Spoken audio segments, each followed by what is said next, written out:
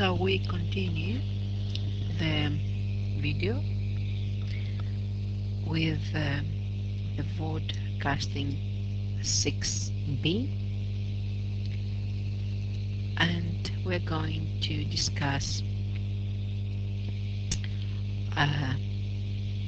shaping, applications of operant conditioning in everyday life. It's part of our essays requirements, and then we are going to finish this video by comparing classical and operant conditioning. So let's start discussing this. We are going to discuss all this with regards to the importance of respecting the animal rights. I remind you that both Skinner and Thorndike, they have to keep their animals, their rats or pigeons, cats, hungry in order to try and find the food to learn. And they modified their behavior because they were hungry. They would do everything for the food. This is not the case anymore. We are using animals, and we are training animals through shaping, and we do it sometimes to enhance human welfare, like in this case here. As you see, the cappuccino monkey has been trained to feed the person who is in a wheelchair, has mobility issues. In this case here, the two whales are trained to jump and perform in aquariums. This is theoretically, and it's not just theoretically, unethical. I don't know if you have watched the Free Willy movie. It is on this subject. So the same case, using animals and training and shaping them for entertainment in circuses, it's not anymore acceptable. They have elephants or lions or tigers in appalling situations, very unhealthy circumstances, and these circuses have been closed down. But in law reinforcement or in rescue, we have seen people using dogs, like the canine units, or rescue, like the dogs of Saint Bernard in Alps, the big ones that they go around carrying cognac for those who are lost in the snow in the Alps in Europe, or dogs assisting the blind or the disabled. In the military, they have trained dolphins, so to lead the torpedoes. So it has been used, but the issue is it harms human welfare, but at the same, how this is benefiting the animal lives, it's an issue. So this is happening every day, and they're using operant conditioning to do that. Let's see how operant conditioning applied in our human life. Other examples, not just those examples with the open and closed shop, with the red and green light, the wage, the pockets. Let's see other situations where you don't believe that could be operant condition the case that led us to something. When I'm learning, not in the school, but I'm using something we're going to call, and we're going to practice in psychology, so you will understand exactly the issue of this. When we're learning in a mode which is called self-paced learning, that means I'm responsible for my learning process and I'm taking my own time. I'm learning at home. I'm watching this video and I'm learning. Again and again I watch the video because in the class I didn't get it. Then this understanding and the immediate aha moment provides feedback to the learner and therefore helps them modify their behavior. Because they understand it, they are more successful. This is the reason these videos have been created. Also, operant conditioning. It has been used when the companies, the bosses, are given incentives, given the incentive system. For example, in my job, I'm given an incentive to work after hours, like line 7, but to do that and cater for the students' needs, I will have time in lieu. I will not come one day collecting all my hours over time. There will be one day I'm not becoming in school. So the same happens in business and professional sports. Incentive is when you are given coupons to shop in a Diva or in online shops. Buy one, get one free. That's incentive. Also, they train us to buy the same shop, from the same shop, the same product, or buy one, get one free. And we're hooked onto this. Also, incentives are given to enhance the academic and work performance. If I'm given incentive a better wage, I will work more to get that better wage. And all, of course, this is teaching the behavior to the person that if you are innovative and motivated, you will succeed. Let me explain to you first what is biofeedback and then see how this is applicable in as operant conditioning in everyday life. Biofeedback is where you see yourself having higher blood pressure because you're stressed. So you understand that a situation is stressing you out and your blood pressure, the hypertension, goes higher.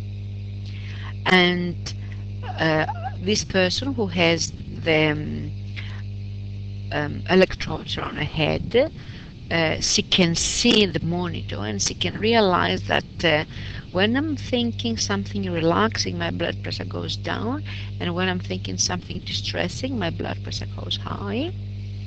And this is called biofeedback. You get information about your biological functions, and this way you can control, you can unlearn the stressors. You can teach yourself not to be stressed. So let's examine and explain what biofeedback is according to this.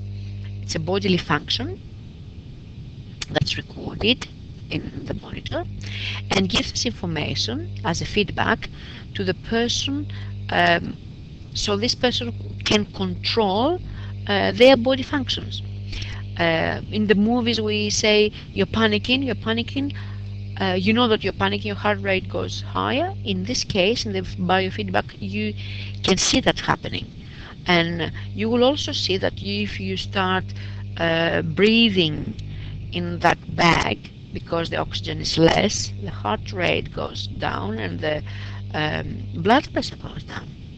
So this way, people are learning to lower the hypertension and the anxiety.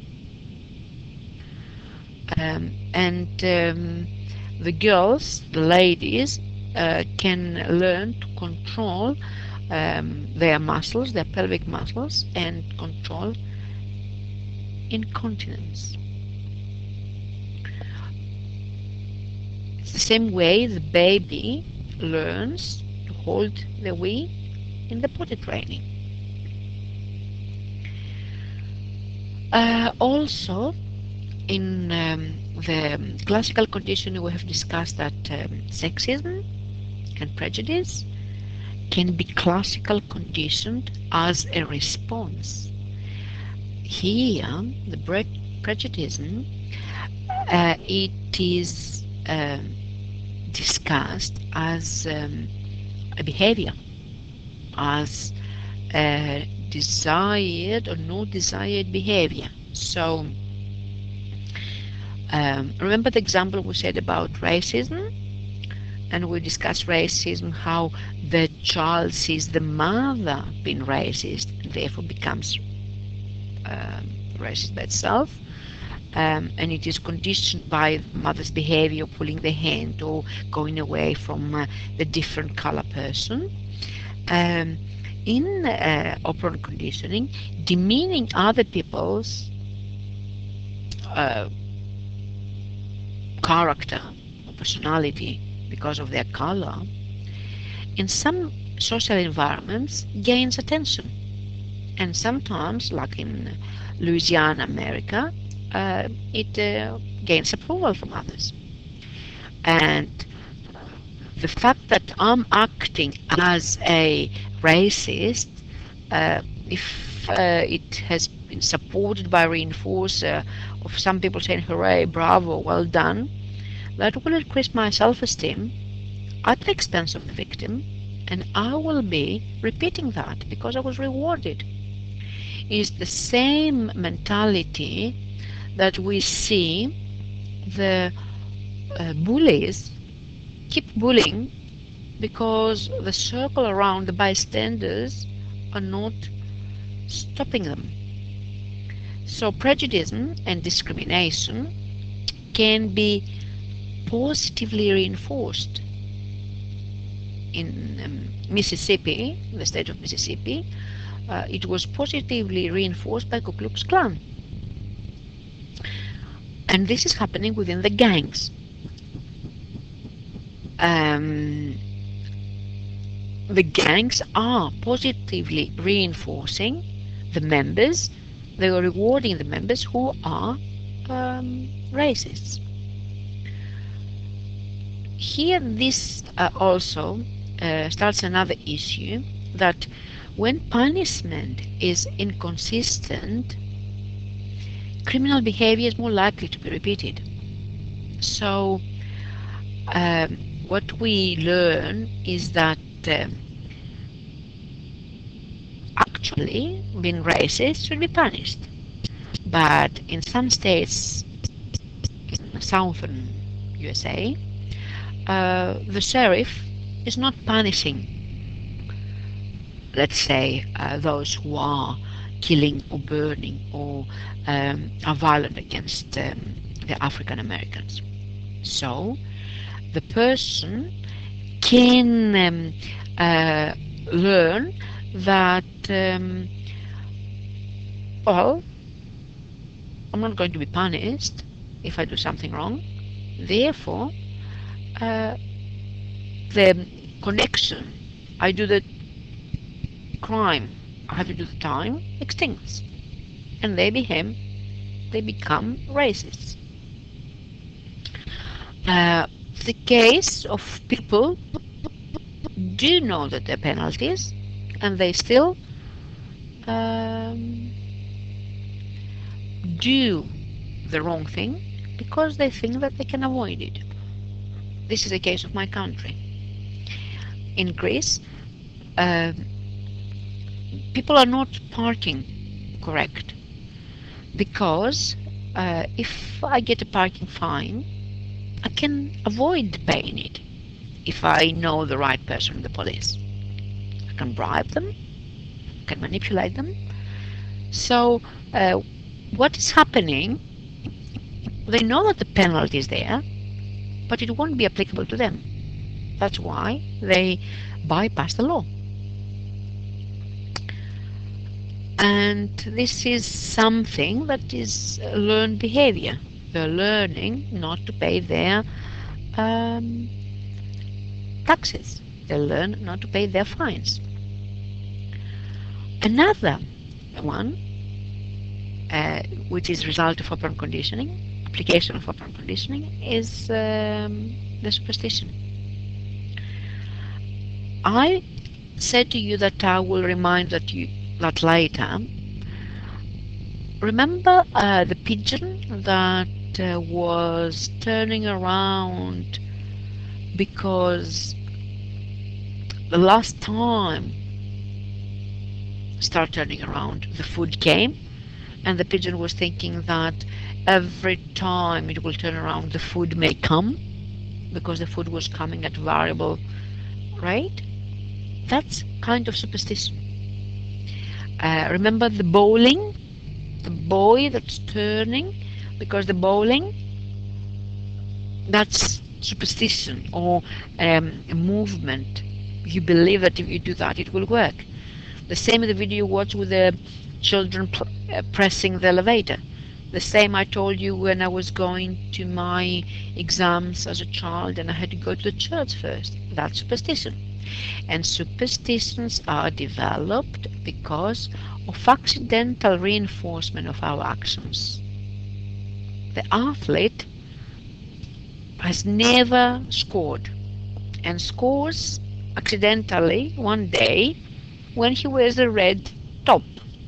Well, after that, he thinks that that's his lucky charm and he goes every time in the field wearing the red top. It's always happening with athletes. They go through their routines because they think that will bring them luck. Superstition. That's how it can be explained. It is operant conditioning. Okay, let's finish whatever we have learned until now. And you see these two columns. It is a table. You can put a table on your revision table, but here I want you to remember all this. Pavlov, Watson in the classical conditioning, Thorndike, Skinner in the operant conditioning. Terms in classical conditioning, you need to remember. By now they should ring a bell. It is neutral stimulus and no response. NR. Unconditioned stimulus, unconditioned response. Conditioned stimulus, conditioned response. By now, things have to be clear. If you don't have them clear, go back to video 1, repeat it now, please. Operant conditioning. We need to remember the words, reinforces, primary reinforces or secondary reinforces. What is a primary? What's secondary? We'll discuss that in the class if you don't remember. And we have reinforcement that can be positive or negative. And we also have punishment that it is positive or negative. I want you to remember that reinforcement is rewarding, is adding up. Punishment is weakening, it's going down. It is minimizing the likelihood of a non-wanted behavior to reoccur. We need to remember the word shaping, shaping behaviors, and we need to remember reinforcement schedules, continuous or partial, and I have to bring it closer, and the partial can be in a fixed or variable ratio. Okay, and it can be in a fixed or variable interval. I want you to remember an example. You're grinning at the sound of a dentist drill. You are salivating every time you remember your favorite food. In the operant conditioning, the baby cries and the mother picks it up. I want you to discuss this with me. Who has conditioned whom?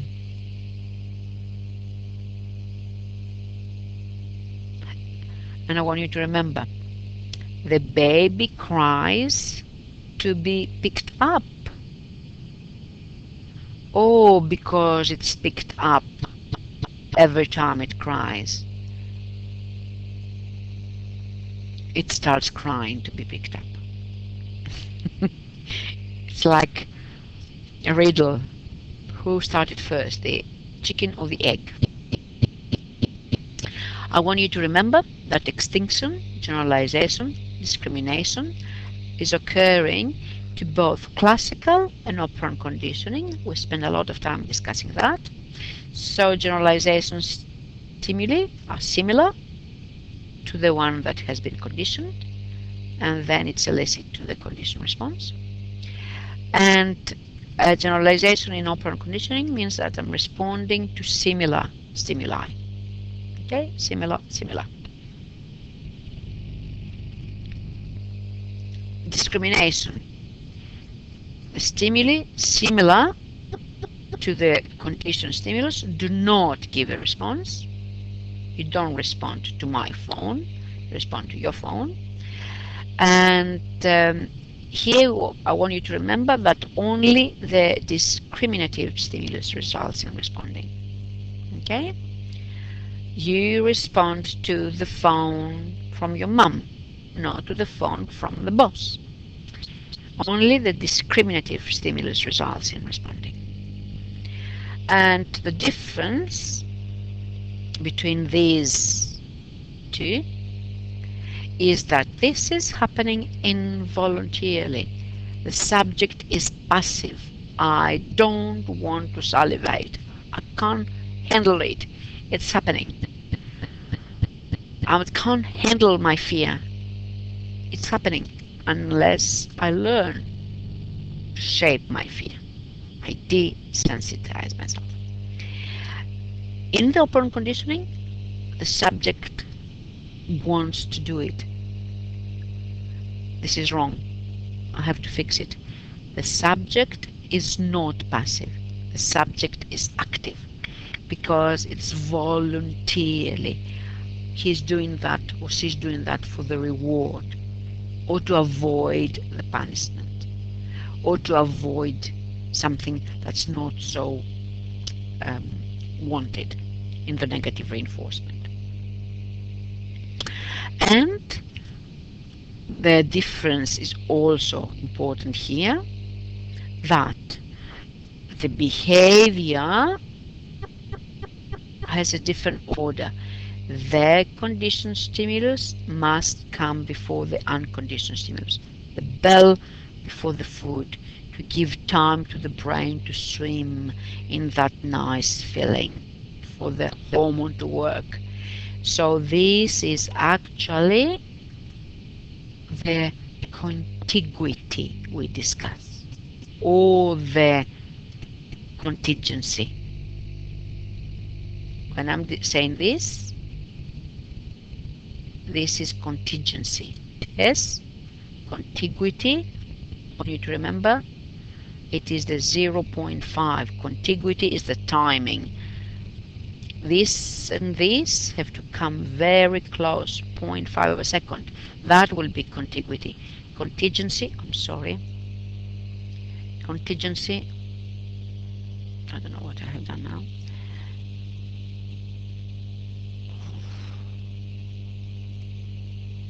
I'm sorry, I have to stop it.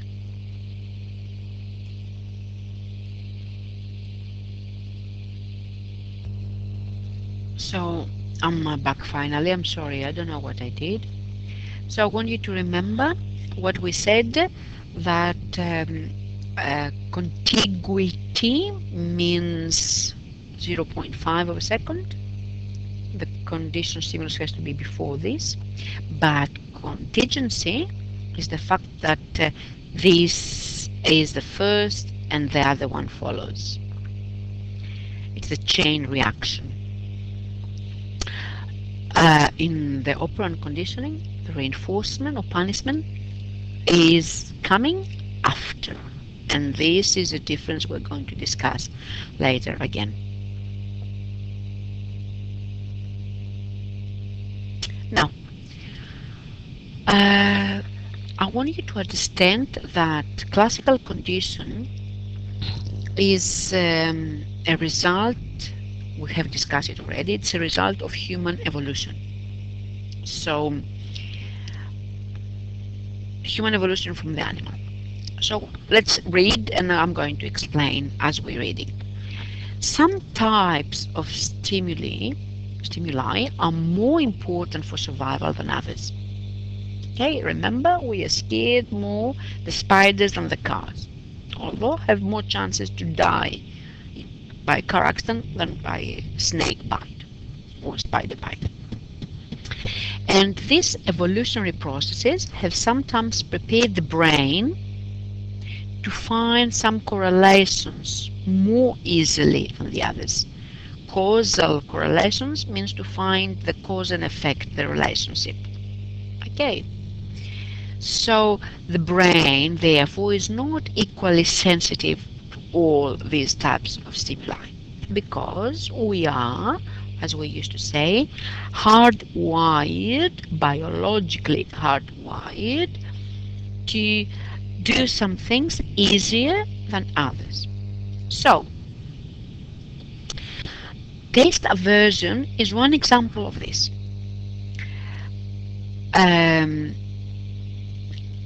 Remember we said that if I have chemo and after the chemo I eat chocolate, I hate chocolate, even if it was my favorite food. This is happening because a taste aversion is a development of a dislike or aversion to a flavor of food that has been paired with the illness. Okay? It comes in our animal self. When we were eating something bad and made us vomit, we would never eat it again in the nature as a Homo sapiens sapiens, because we didn't have the doctors to wash our stomach. We would be dead in nature.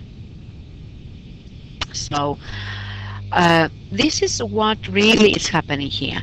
You may dine at a restaurant, eat seafood, but have a stomach virus because it's cold, it's winter. It's unrelated to the seafood. And because you vomited after eating the seafood, you don't eat seafood again. My example, true example, I'm 15 years old. I'm going to my auntie's house. We have Easter. We have the lamb on the spit. I'm eating all the skin, which is fatty. Because it's fatty, it was so yummy. And I ate the whole lot. And I vomited. Because I ate too much. That was 15. Now I'm 53. Have I ever eaten again that skin? Never. I don't even eat lamb, because I remember that taste and I know how nice it is. So we have discussed earlier, we're going to discuss later again, what we explain as preparedness, okay, which is an example of this biological wiring. Sometimes some species are more biologically ready to do some associations. Okay? So that's why we learn some phobias easier than the others. And I want you to understand that the boys are not scared of heights as much as the girls, because the boys are, or were, the hunters. They have to go up to find the food. They have to be up in the hill and hit the animals down the valley. So they couldn't afford to do that. The girls, on the other hand, are more scared of this. Okay, let's go to the next slide. I want us to remember some factors influencing our behavior. And these factors are the order, the primacy effect it's called, the timing, the appropriateness of the reinforcer, and the individual participant's characteristics. Be aware of this. Everything is not working the same way. The individual, the personal part is very important. Now, order of presentation, the primacy effect. Reinforcement should follow the desired response. Okay? Never before. It's not a classical conditioning. If I do it before, if I give you the money before you do your bed, I'm classically conditioning you, not upper conditioning. I'm not modifying the behavior. You consider that as your right. That's a mistake I did with my daughter. And I knew psychology. Timing. The reinforcers should happen very close, as soon as possible, to the desired response. Okay? To ensure the association happens. In the classical condition, we say 0.5 of a second. Here we say as soon as possible. I promise you a lolly because you did something correct. I have to give you the lolly as soon as possible. If I don't have it now, I have to go and get it. Bring it to the next lesson. Very important, though, is this. Would you do everything for a lolly? No, you wouldn't. That's the appropriateness of the reinforcer. We often do not know the reinforcer's effectiveness until it's actually presented. So it has to be pleasant. Remember that. The reinforcer has to be pleasant and important for you, for the reinforcee. It must lead to pleasing or satisfying experience. If I give you chocolates and you have an aversion to chocolates because you vomit every time you like chocolates, I'm not going to modify your behavior by giving you chocolates. And if you work all week and I give you $10, it's not satisfying. You have to have actual reward, a good price for the work you have done. And the last but not least, the characteristics of the individual. The reinforcement has to be appropriate to the age, sex, interest of the individual. Again, I can give my year 8s the chocolate to do their maths, but does it work with you?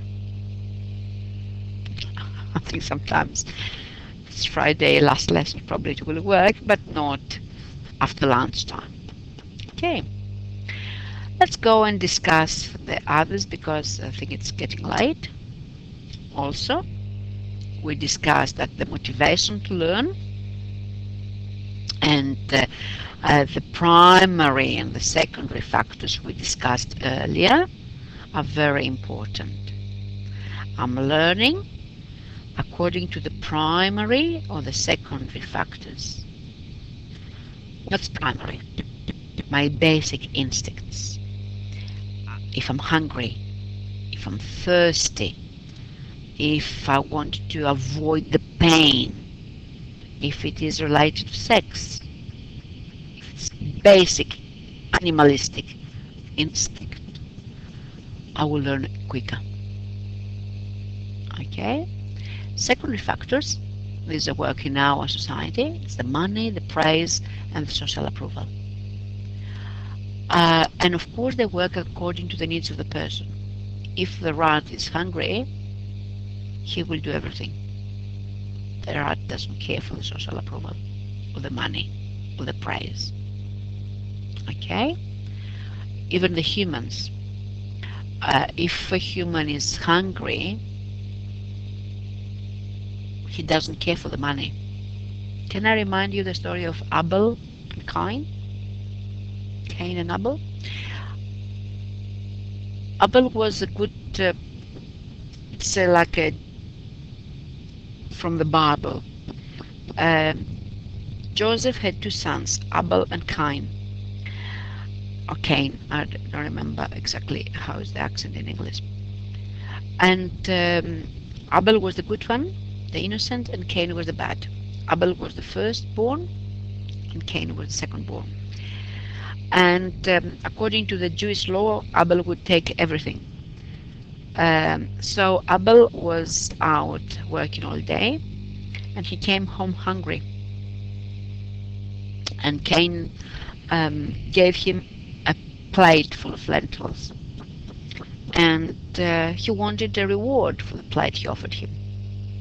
And he wanted all the money, all the inheritance. Abel had to satisfy the hunger. Abel gave all the inheritance for a plate full of lentils.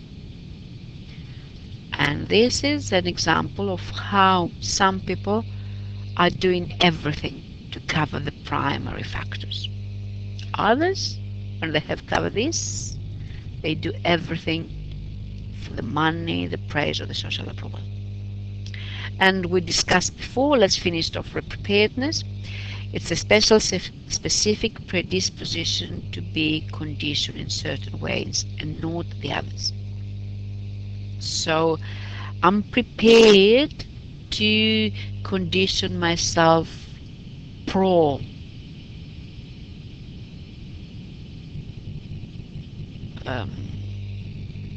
sorry, I lost the thought. I'm prepared to condition myself in being scared of spiders from something primitive as pre-wired in my mind that I'm scared of spiders. Organism biological readiness to learn certain associations. So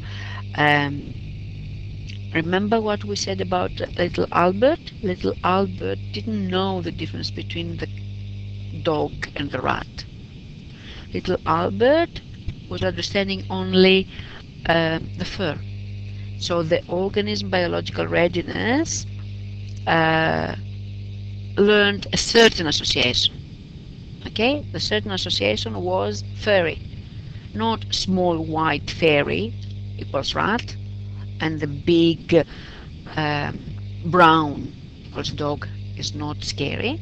Okay, everything that's fairy is scary.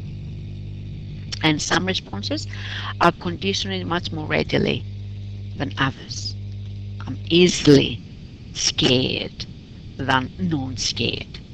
I'm more easily learning to hate than love. And we said the biologically wired readiness help us to learn some things more. So that's why people are learning more and hooked more to the sound and the lights and the colors of the pockies. Okay, because they're biologically wired and ready to feel happy with the colors and feel like a Luna Park. The animals are differentially prepared to associate stimuli, and this is because of their instinct. Okay. According to their species. If they're highly prepared, they'll learn easier.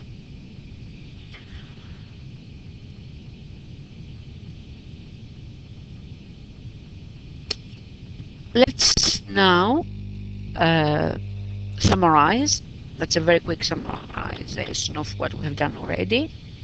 I'm not going to say it more. This is part of your notes, so you have to learn them. I'm talking about classical conditioning, the importance in timing, contiguity and contingency. Contiguity in the classical conditioning, it is 0.5 of a second, in the operant as soon as possible.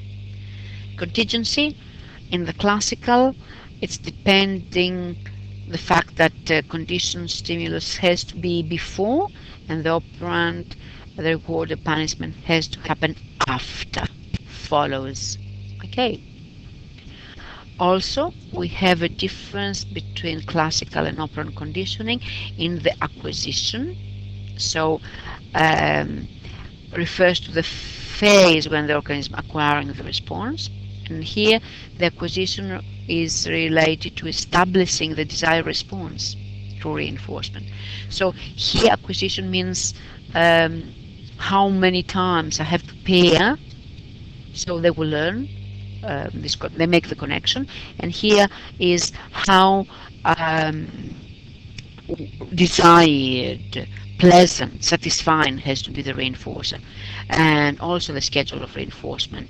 And if I start in the beginning in the to do a continuous schedule, okay, when you are coming to class and you are sitting in the place where you're disruptive continuously, I have to bring you to the spot where you're not disruptive. Again, the same here. We discuss about extinction in both operant and classical. Classical condition, the extinction is because the response no longer occurs, the condition no longer occurs, so the pairing is gone. Whereas here, voluntarily, the person stops doing the behavior because it's not consistent, so it doesn't give a damn, quits. If I'm not getting paid constantly for my work, and I'm paid whenever the boss has money, I'm quitting, I'm going for another job. Spontaneous recovery here means that after extinction for a period will come if the condition stimulus is presented. Spontaneous recovery in operant conditioning means that if it's extinguished, a response, it will come after response period. Okay, usually it's weaker this time. Okay, and doesn't last so long. So once it's extinct, in this case, it will be more weak. So if I'm having a student in the class and he is naughty, and I'm on top of him all the time, telling him off, and I'm trying to make him behave properly. If I stop doing this, and he will learn that he can escape, okay, so extincts the behavior.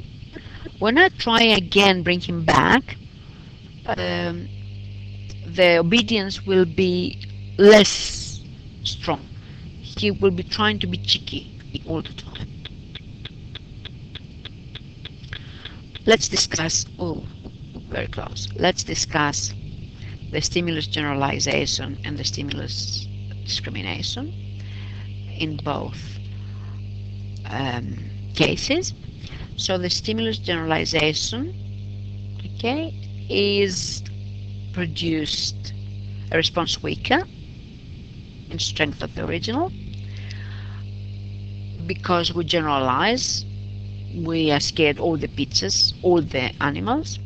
The stimulus generalization in operant conditioning refers to stimuli that they approximate the original stimulus. Okay,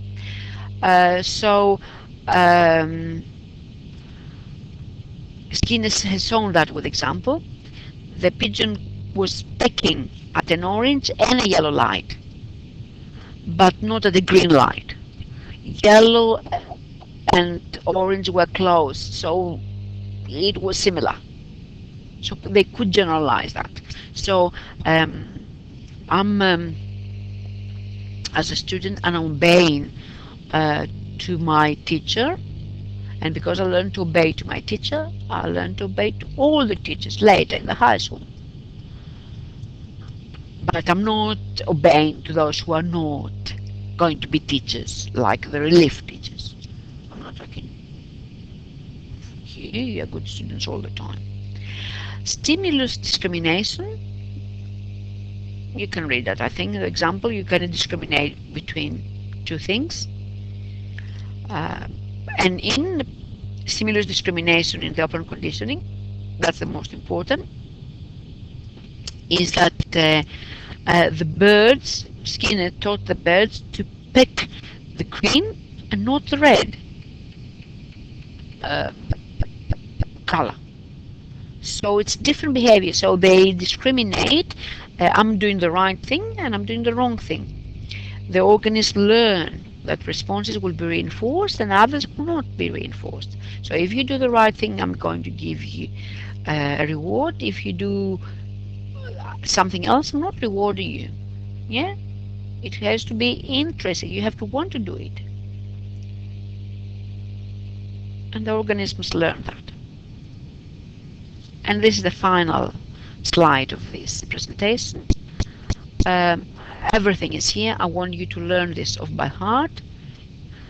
If they want to ask you to compare and contrast, they have two chances, as I said before. One chance is compare and contrast the difference or the learning between the stimuli and the general characteristics of classical and open conditioning. And the other case, they can ask you to compare and contrast questions in the personality topic. Compare and contrast two different theories. Please, please, please, I beg you, learn this off by heart. It has happened. It's about time to ask you compare and contrast question. I think that's a long one. I have to stop it now. The last one, the last video, will be on observational learning and the ethics of the research.